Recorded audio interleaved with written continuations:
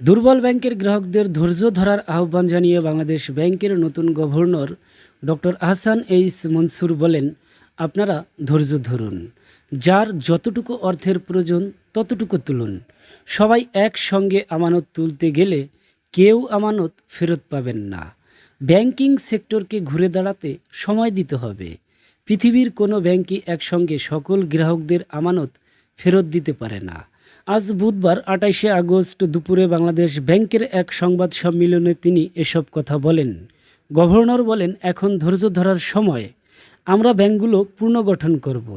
বাংলাদেশে এখন পর্যন্ত গ্রাহকেরা ব্যাংকে রাখা টাকা ফেরত পাননি এমন ঘটনা ঘটেনি। গভর্নর বলেন, ৬টি ব্যাংকের পর্ষদ ভাঙা হয়েছে, আরও ৬টি ভাঙা হবে। শীঘ্রই এ প্রক্রিয়া শেষ হবে। এটি ব্যাংকগুলিকে বাঁচিয়ে রাখার প্রাথমিক প্রক্রিয়া, কারণ পুরনো পর্ষদ দিয়ে ব্যাংকগুলি টিকিয়ে রাখা সম্ভব হতো না। এখন ব্যাংকগুলোর পুনর্গঠন হবে মূল কাজ। এজন্য দেশি বিদেশি বিভিন্ন পক্ষকে আহ্বান করা হবে।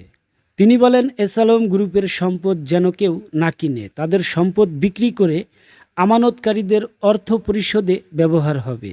এটি সারা বিশ্বের ব্যাংক খাতের ইতিহাসের সবচেয়ে বড় কেলেঙ্কারি। আর কোথাও এত বড় কেলেঙ্কারি হয়েছে কিনা সেটা আমারও জানা নেই। তিনি আরও বলেন, শুধু এসালম গ্রুপ নয়, অন্য যারা মাফিয়া আছে তাদের ব্যাংকের বিরুদ্ধেও ব্যবস্থা নেওয়া হবে। তো যতটুকু বুঝতে পারলাম, সবাই আতঙ্কে পড়ে ব্যাংক থেকে টাকা তুলে নিয়ে আসতেছে। এইভাবে যদি আমরা সবাই আতঙ্কে পড়ে আমাদের অ্যাকাউন্ট থেকে সব টাকা তুলে নিয়ে আসি, তাহলে আমাদের এই দুর্বল ব্যাংকগুলি কখনোই ঘুরে দাঁড়াইতে পারবে না। সরকার যতই চেষ্টা করুক, সরকার চেষ্টা করবে এবং সরকারের সাথে সম্মিলিতভাবে আমাদেরও চেষ্টা করতে হবে। আমাদের যতটুকু দরকার আমরা ততটুকু টাকা তুলব এবং পাশাপাশি আমরা টাকা রাখব। এবং বিশেষ করে আমার প্রবাসী ভাইদের কাছে অনুরোধ থাকবে, ব্যাংকের মাধ্যমে টাকা পাঠাবেন।